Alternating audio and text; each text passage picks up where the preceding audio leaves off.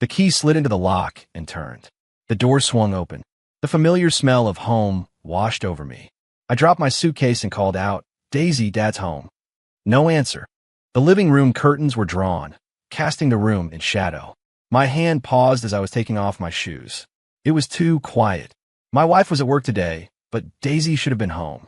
I called her right before I left the hotel, and she said she was watching TV. I walked toward the living room, a knot of unease tightening in my stomach. And then I saw her. My daughter, my Daisy, was curled up in the space between the sofa and the wall. A tiny, huddled shadow. She wasn't looking at me. Her face was buried in her knees. The most jarring thing was her head.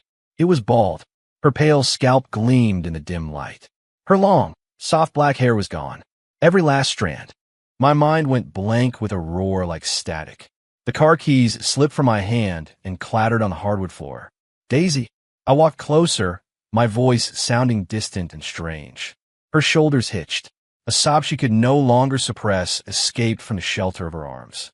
I knelt, reaching out to touch her, but stopped my hand mid-air. I was afraid of scaring her. "Daisy, look at Daddy." She slowly lifted her head. Her small face was streaked with tears, her eyes red and swollen, her lips trembling. She couldn't meet my eyes, her gaze fixed on my chest. "Dad, Daddy." She choked on a sob. "Your head. Who did this?" My voice was shaking, each word forced through gritted teeth. Blood rushed to my head, and the only sound in my ears was the frantic pounding of my own heart. Ms. Albright." Daisy's sobs grew louder. She said, my hair was too long, that it was a distraction. She said, if I didn't cut it, I couldn't come to class. Ms. Albright. An image of a woman in her late 30s formed in my mind. Daisy's homeroom teacher. I'd met her at a parent-teacher conference. Polished makeup, a measured, condescending way of speaking. My hands clenched into fists, my nails digging into my palms. What did she use to cut it? Clippers, like the kind at a barber shop. Daisy cried. It was in her office. A bunch of other teachers were watching. Her office. Clippers. Other teachers watching. The scene exploded in my mind. My daughter, an 8-year-old girl, being held down in a chair, the electric clippers buzzing against her scalp, her hair falling away in clumps, surrounded by the very adults she was supposed to trust. I pulled her into my arms. Her small body trembled against mine like a leaf in a storm. I felt her tears soaking through my shirt, both cold and scalding hot. My hand was shaking, too, not from fear, but from rage. The kind of rage that burns your bones to ash. It's okay, Daisy. It's okay, I whispered, patting her back. Dad's home now. Dad will fix this. She cried in my arms for a long time, until she finally fell asleep from exhaustion. I carried her to her small bedroom and tucked her in. Even in sleep, her brow was furrowed, a tear still clinging to the corner of her eye. I walked out of her room, closing the door softly behind me. The living room was a mess. My suitcase was still lying by the door. I didn't care. I went into the bathroom and opened the vanity cabinet. On the bottom shelf was a box. It was a grooming kit I'd bought for myself before I got married. Inside was a pair of black electric clippers. I took them out and flipped the switch. Bzzzzzzz. The clippers roared to life, the sound unnervingly loud in the quiet apartment. I looked at myself in the mirror. My eyes were bloodshot. My face was a twisted, unfamiliar mask of fury. I turned the clippers off. Ms. Albright. I took out my phone and opened the class parents group chat. I found her profile picture.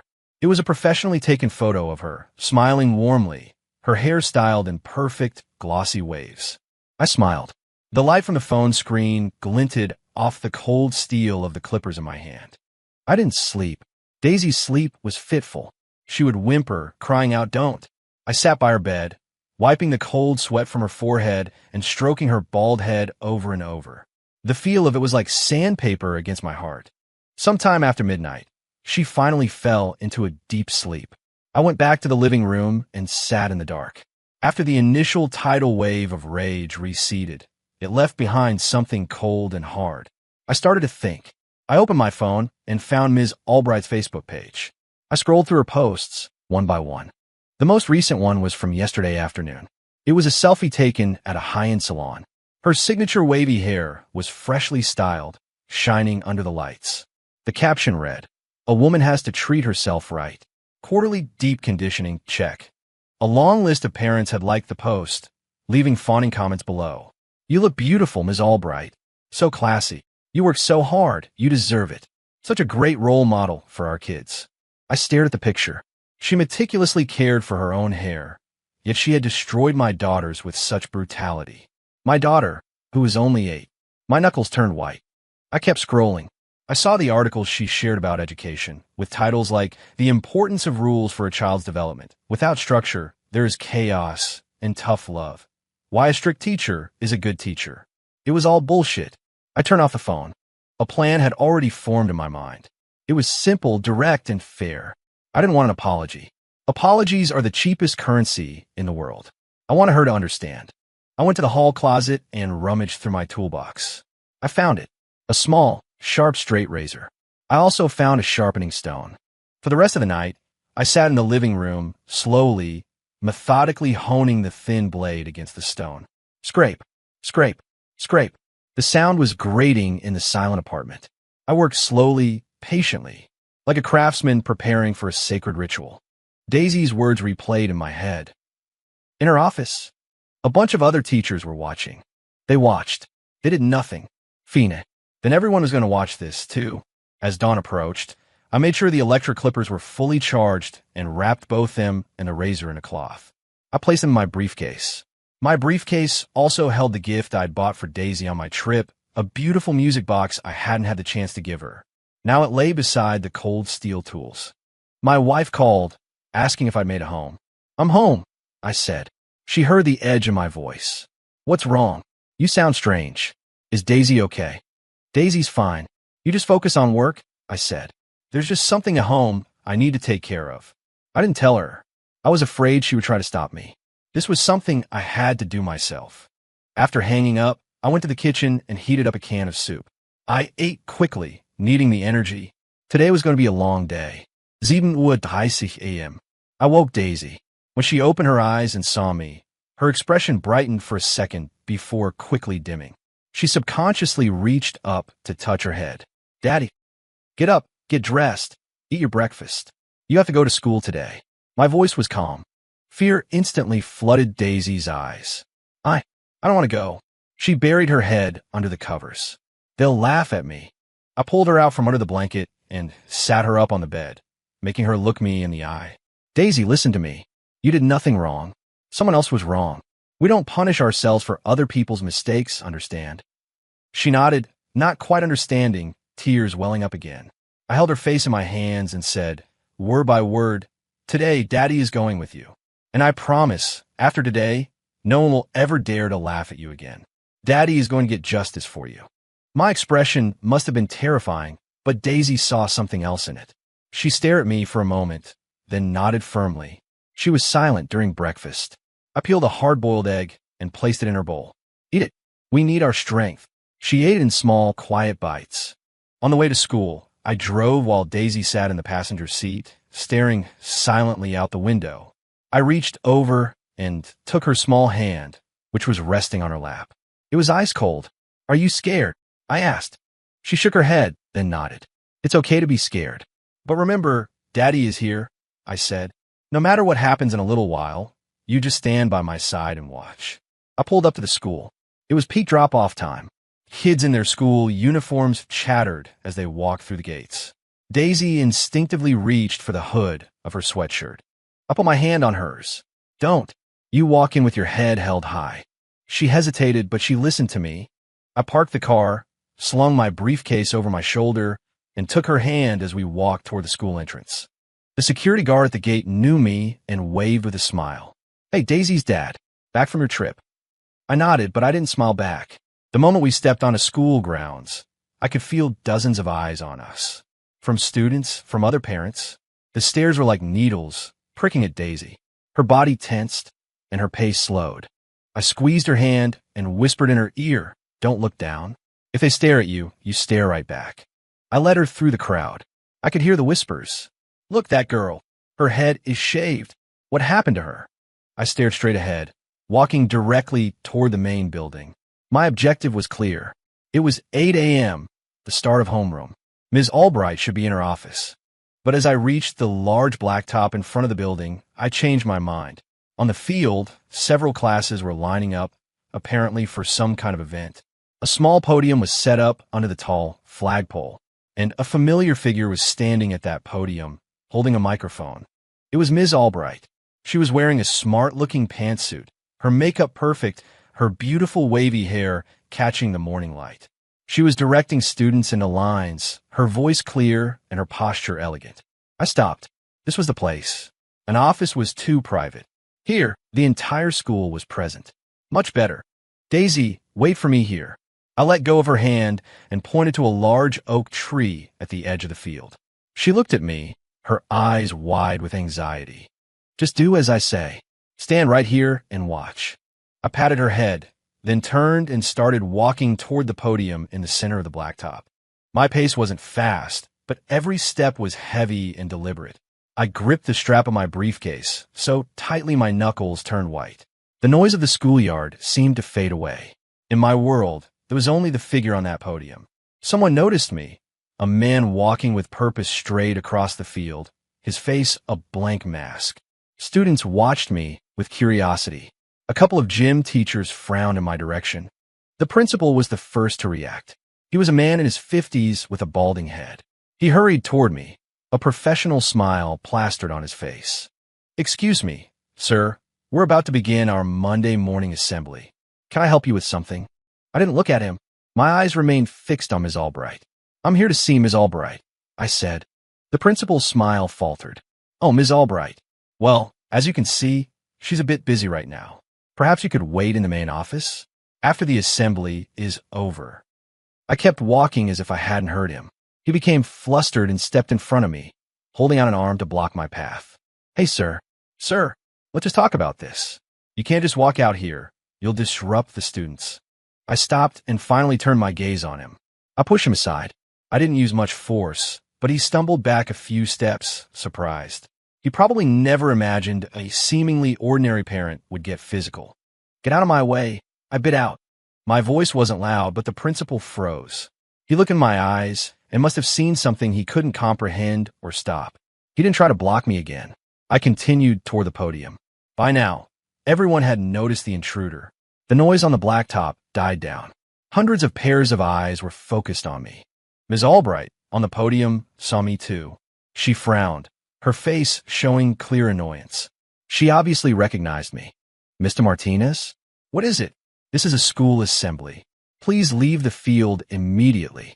She brought the microphone to her lips, her tone carrying the condescending authority she might use on a misbehaving student. I didn't stop. One step, then another, up the short flight of stairs to the podium. Her annoyance turned to alarm and a flicker of panic. "What are you doing?" "Security." "Where is security?" Two men who looked like gym teachers started jogging toward me, but I had already reached her. We were less than 2 feet apart. I could smell her expensive perfume, see the perfectly drawn eyeliner. I swung my briefcase off my shoulder and placed it on the lectern. Click! The sound of the metal latches opening was amplified by the microphone she hadn't had time to lower, echoing across the entire schoolyard. The world went silent. Ms. Albright stared at my open briefcase, her expression shifting from alarm to confusion, then back to her default commanding arrogance. "What do you think you're doing? This is a school. This is not a place for you to cause a scene." Her voice, crackling with static from a microphone, boomed across the blacktop. I ignored her. My hand reached into the briefcase. The first thing I took out was the music box. It was pink with a small ballerina on top. I placed it gently on the lectern. Then my hand went in again. This time, it came out with the black electric clippers. I flipped the switch.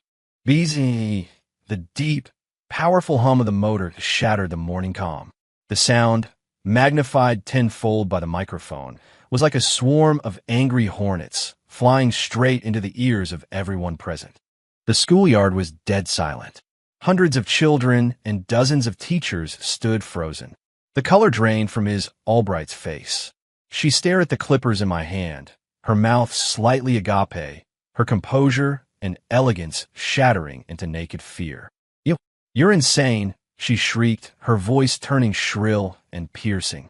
The two gym teachers, still about 20 feet away, were so stunned by the sight they momentarily forgot to move forward. I took one step closer to Ms. Albright. She screamed and stumbled backward, bumping into the flagpole behind her. "Stay away from me. Don't you come near me." I held the buzzing clippers up to the microphone. "Ms. Albright, didn't you say that long hair is a distraction from learning?" My voice was calm, carrying clearly over the sound system.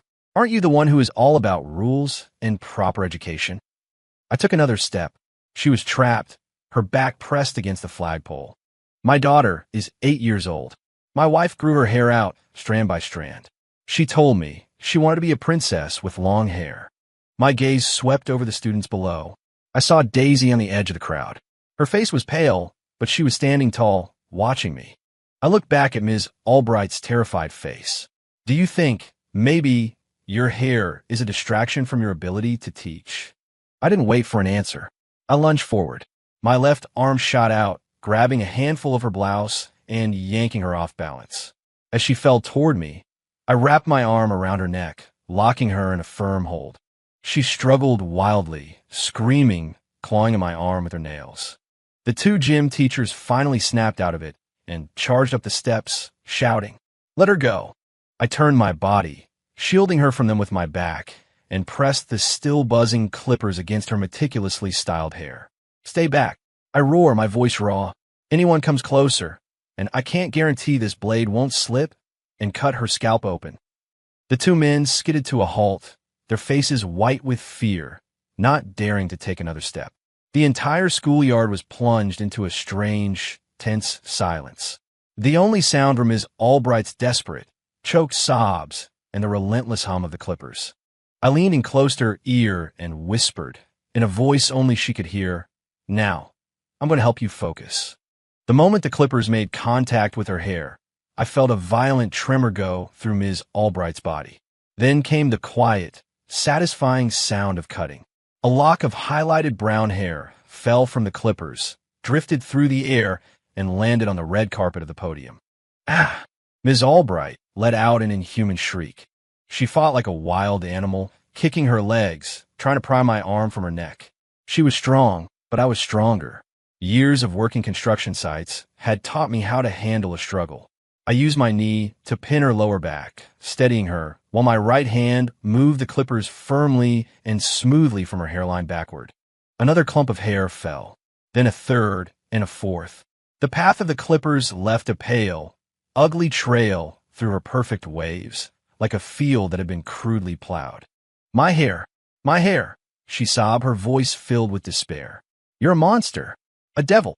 "That's right," I whispered in her ear. "I'm the devil, and you're the one who summoned me." My movements never faltered. I worked with the focus of a craftsman carving a sculpture. I had to make this sculpture perfect, an exact replica of the one on my daughter's head.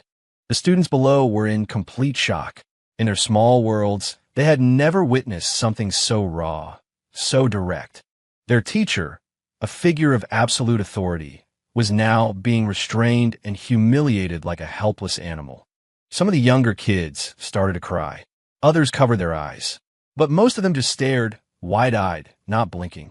I even saw a flicker of something like excitement on the faces of some of the older students. Perhaps they, too, had been victims of Ms. Albright's rules.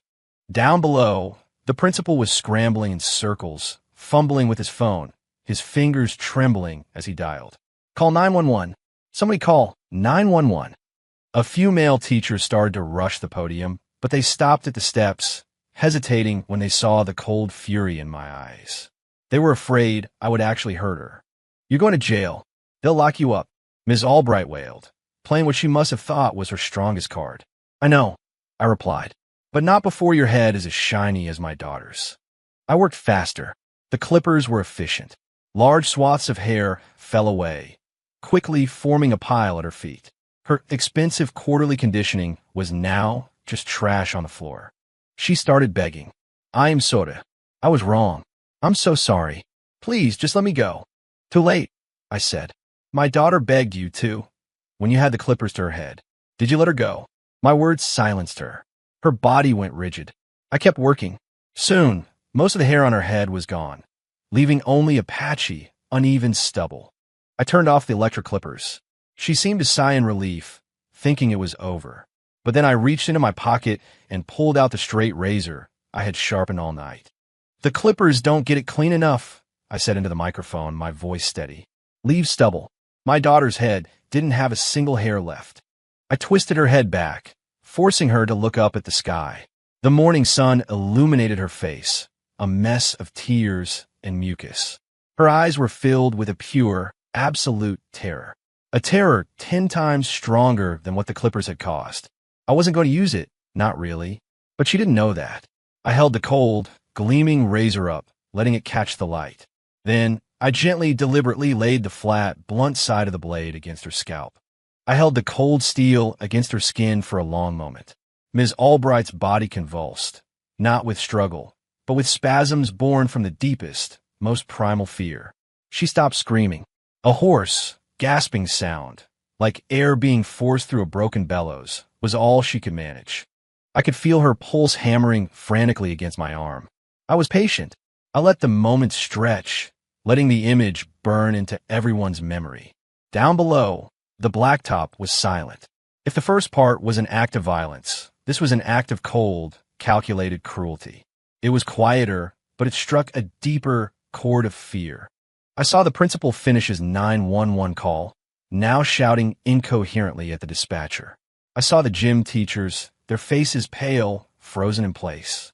And I saw the children. Their expressions were a complex mix of fear, fascination, and something else they couldn't possibly understand. A secret, satisfying catharsis. Because Ms. Albright's rules had never just been about hair. They were about being forced to stand in the corner, about being publicly shamed, about having their favorite toys confiscated. Today, the rule maker was being punished by a rule that was older and more savage than any of hers. The sun climbed higher, reflecting off the top of Ms. Albright's now bare head, creating a glare. It looked exactly the same as Daisy's had when I first saw her in the doorway. I finally stopped. I released her. She collapsed onto the podium like a puppet with its strings cut.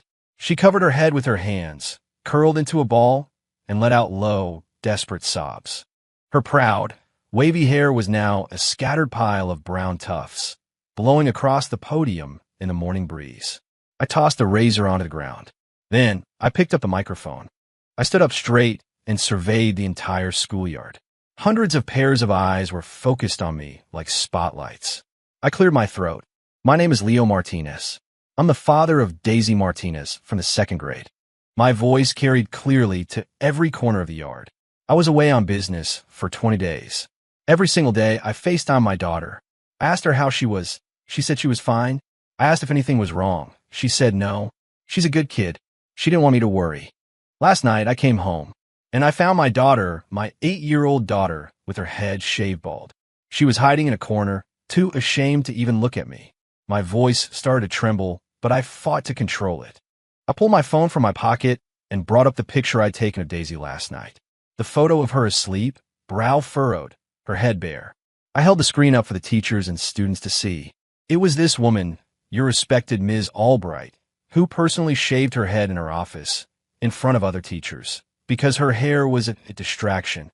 She is 8 years old. I turned and nudged the weeping figure on the floor with the toe of my shoe. "Ms. Albright, get up. Let everyone get a good look at you. Does your new haircut distract you from your ability to teach?" She didn't move, only cried harder. I took a deep breath and faced the crowd again. I'm not a highly educated man. I don't know about fancy theories. I only believe in one simple truth, an eye for an eye. You touch my daughter, and I will make you pay tenfold. I'm saying this here and now. From this day forward, in this school, if anyone, teacher, principal, I don't care who, dares to lay a finger on my daughter again for any reason, I promise you this. Next time, I won't be bringing clippers. With that, I dropped the microphone. In the distance, the wail of sirens grew louder and closer. I turned and walked down the steps of the podium. The crowd parted before me like the Red Sea. I walked straight to the big oak tree. Daisy was standing there, tears streaming down her small face. But her eyes were shining with a fierce, bright light. I walked up to her, knelt, and opened my arms. She launched herself into my embrace, wrapping her arms around my neck, and burst into tears. But this time, there was no fear in her cries. The squad cars screeched to a halt at the school entrance. Several officers rushed in. I just held Daisy, not moving. The crowd on the blacktop was in chaos. Teachers were trying to calm frightened students and herd them back to their classrooms. The principal scrambled over to the police, pointing at me. "Officer, it was him. He's the one.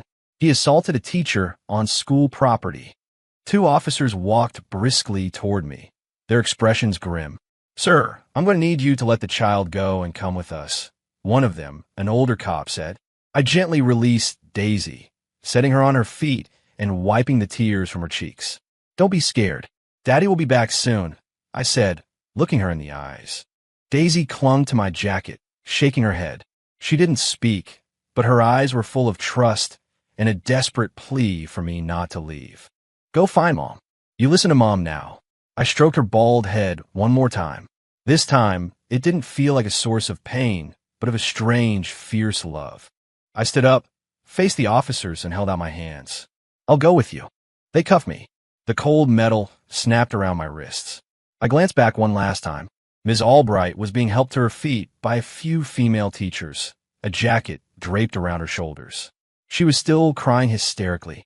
The principal's bald spot gleamed in the sun as he animatedly described my violent rampage to another officer. And my daughter, Daisy, stood under that oak tree.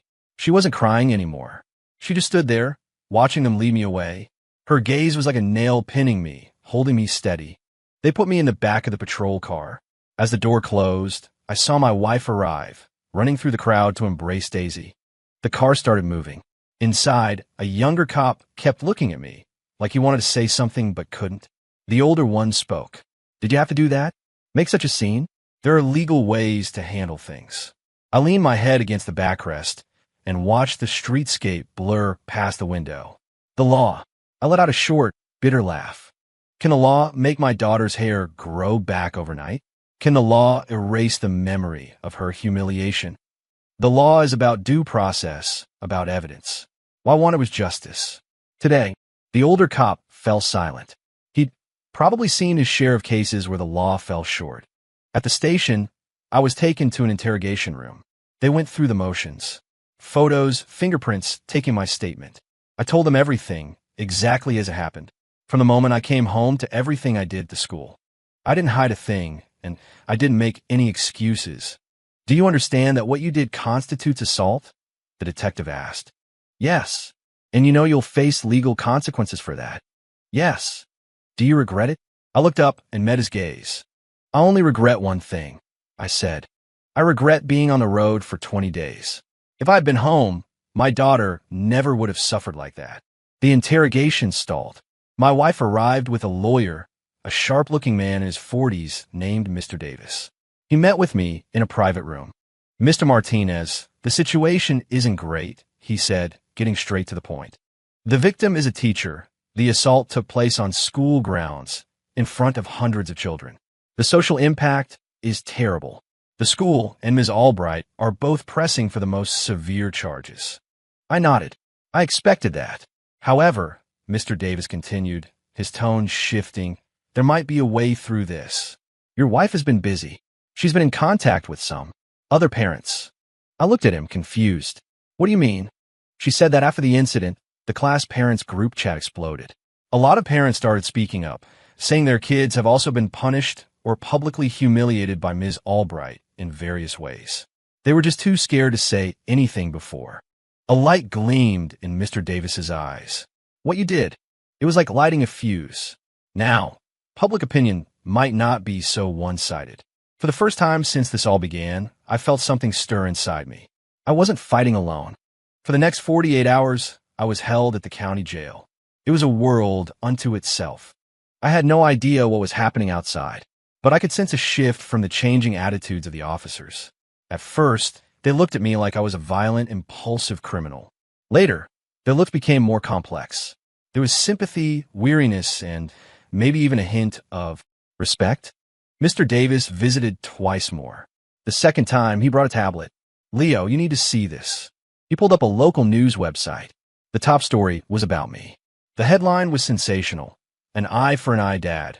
Father's revenge on teacher who shaved daughter's head ignites national debate." The article had everything. A blurry photo of me on the podium with the Clippers, a screenshot of Ms. Albright crying, and a heartbreaking photo of my daughter's bald head. The comments section had tens of thousands of entries. So satisfying. This is exactly how you deal with a bully teacher. I don't support violence, but I am 100% on this dad's side. Some people have no business being educators. My son's teacher shamed him in front of the class once, and he cried all night. I wish I'd had this man's courage. Of course, there were dissenting voices.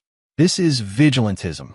He took the law into his own hands and should be prosecuted to the fullest extent. What kind of example does this set for children? That violence is the answer? Unacceptable. But the voices supporting me were overwhelmingly in the majority. The most critical part, however, was in the second half of the article. Dozens of parents whose children had been in Ms. Albright's class came forward to the media. They provided a mountain of evidence. Stories of kids being forced to stand outside in the hot sun for a whole recess. Of homework assignments being ripped up in front of them for not being neat enough. Of children being verbally abused with cruel, cutting remarks, leading one to develop anxiety. One parent even reported that Ms. Albright had dragged their son out of the classroom by his ear for a low test score. One story after another, each more shocking than the last. Ms. Albright's carefully crafted persona as a dedicated, caring educator was being torn to shreds. The pressure is now on the school district, Mr. Davis explained. They thought this was a simple assault case.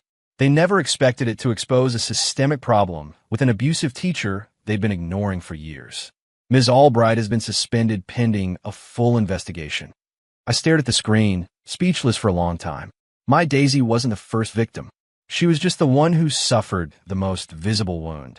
If I hadn't done what I did, would all of this have stayed buried forever? Would those other kids have had to keep enduring her rules in silence? Leo, Mr. Davis said, looking me in the eye, you did something a lot of people only dream of doing. Legally speaking, you were in the wrong.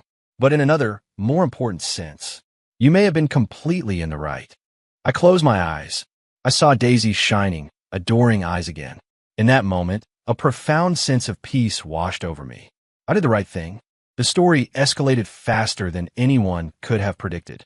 As more parents came forward with evidence and testimony, the narrative began to shift. This was no longer about a single father's act of revenge. It had become a public referendum on teacher abuse and negligent school administration.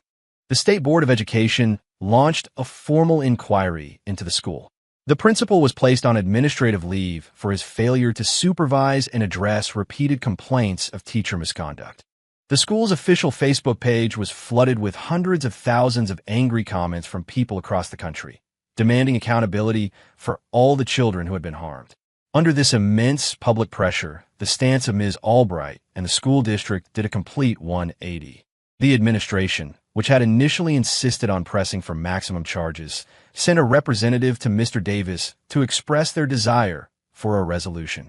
Ms. Albright herself, through her family, sent word that she was willing to make a public apology to me and my daughter and offer financial compensation. I sat in the meeting room, listening as Mr. Davis relayed this information, and could only laugh at the irony. They're scared, I said. Terrified. Their priority now is damage control, not punishing you, Mr. Davis confirmed. This is very good for us. If we can get a formal statement of forgiveness from her, it will give you enormous leverage in court. I don't want her money, I said. I'll accept an apology, but it has to be in front of my daughter. Mr. Davis nodded. I understand. I'll arrange it. A few days later, in a conference room at the courthouse, I saw Ms. Albright again. She was dressed in plain clothes, wearing no makeup and a beanie to cover her head. She looked exhausted and haunted, all the arrogant authority from the assembly completely gone. My wife came with Daisy. When she saw Ms. Albright, Daisy instinctively hid behind my wife. Ms. Albright stood there, wringing her hands, her lips moving for a long time before any sound came out. Mr. Martinez, Mrs. Martinez, I'm sorry. Her voice was hoarse and thick with tears. Then she looked at Daisy. Daisy, I am so sorry. I should never have done that to you. I was wrong. She broke down, sobbing. I didn't know how much of her remorse was genuine and how much was due to the pressure. But at that moment, it didn't matter. What mattered was that Daisy was seeing it. She was seeing this figure of terror, the person who held so much power over her, reduced to a broken, weeping mess, begging for her forgiveness. I knelt and put my hands on Daisy's shoulders. Daisy, do you accept her apology? Daisy peeked out from behind her mom. She looked at Ms. Albright, then at me. After a long silence, she gave a small, tentative nod. A wave of relief washed over Ms. Albright, and she nearly collapsed. I stood up and looked at Mr. Davis. Okay, have her sign whatever you need her to sign. I didn't have to forgive her. I just needed the knot of fear in my daughter's heart to finally come undone. In the end, I didn't go to prison. The judge took all the circumstances into account. The extreme provocation, the defendant's clear history of misconduct, the fact that I had obtained a formal letter of forgiveness from the victim, the lack of serious physical injury, and the massive public outcry. The final verdict was guilty of misdemeanor assault, but with significant mitigating factors. I was sentenced to 6 months of probation and a fine. Probation meant I didn't have to serve time. I just had to check in with a probation officer periodically. For me, it was the best possible outcome. The day I walked out of the courthouse, the sun was shining. My wife and Daisy were waiting for me. Daisy's hair had grown into a soft, fuzzy buzz cut. When she saw me, she broke into a huge grin and ran into my arms. Daddy, I swung her up and kissed her cheek. It was all over. Ms. Albright was fired. Word was she moved out of state. I never heard another thing about her. The principal was demoted and transferred to an administrative desk job downtown. The school went through a major overhaul. The new principal was a serious, dedicated woman who personally visited our home to apologize and assure us that the culture would change. Many of the parents who had supported us became our friends. My wife started a new group chat where everyone shared parenting tips and school news in a positive, supportive atmosphere. Life seemed to return to normal, but something had fundamentally changed. With a criminal record, I lost my old job. But it didn't matter. I took the settlement money from the school district, added it to my savings, and opened a small hardware store in our neighborhood. It wasn't much, but it was enough to support my family. More importantly, I was home every day to walk Daisy to and from school, to help her with her homework, to listen to her stories. I never had to travel for work again. We moved Daisy to a new school. She thrived there, making lots of new friends.